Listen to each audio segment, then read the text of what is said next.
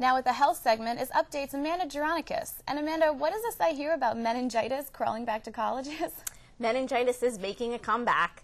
Just when everyone thought the meningitis was gone, there are signs it could be making its way back. The virus most recently struck a Penn State student. The student has been hospitalized and is being treated with antibiotics. This news comes just weeks after several University of Pennsylvania students were treated for the same disease. If you want to avoid any kind of germ, you might want to avoid your kitchen sink. A new study says the kitchen sink is the area in your house with the most germs. Everything from bacteria to E. coli can be found in the kitchen area.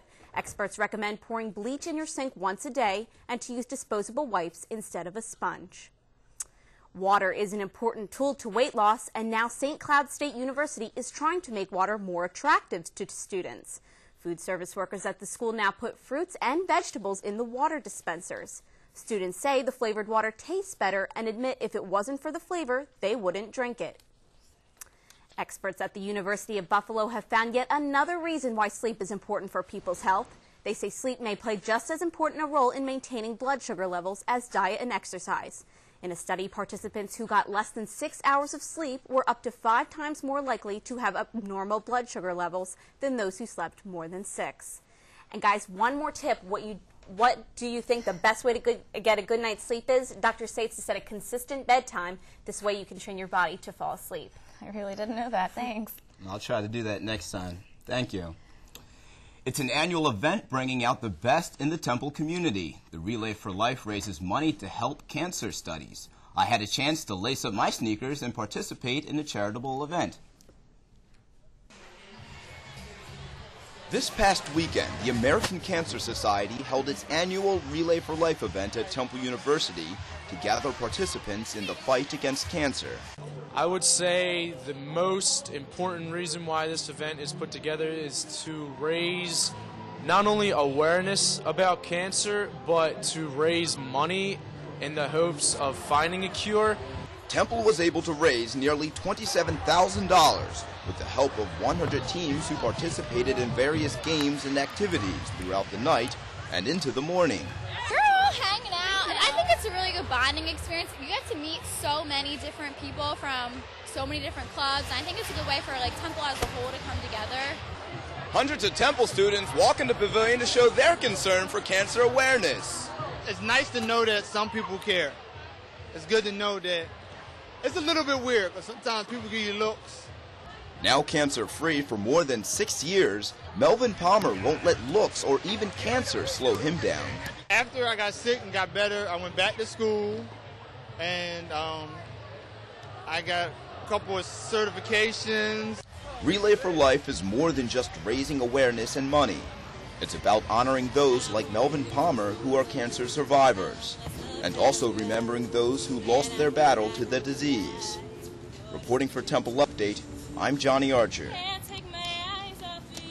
Girls from Phi Sigma Sigma danced the night away at their first annual Dance-a-thon. The event held on Temple's campus let the ladies voice their concern for drinking and driving. Phi Sigma Sigma was joined by other Greek organizations in a night of food, live performances, and of course, lots of dancing. All of the proceeds raised went to Mothers Against Drunk Driving. Now it's time to take a look into the world of technology.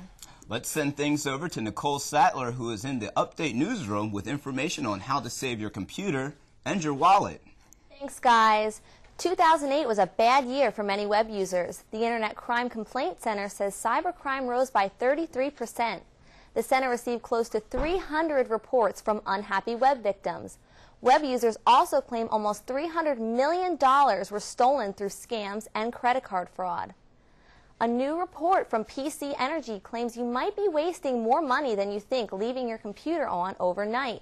According to the study, those who leave their computers on overnight are wasting almost $3 billion in electric power. Experts say restarting the computer on a regular basis is the best way to save time and money. The Better Business Bureau is getting into the cable TV debate. The organization says Cablevision and other companies should stop advertising there faster than Verizon's Fios system. The ruling came in response to complaints from Verizon and their customers. Spokesperson for Cablevision says they're standing by their advertisements. NASA officials are showing off their new spacecraft. It's called the Orion Exploration Vehicle, and it's going to be the ship that will return man to the moon.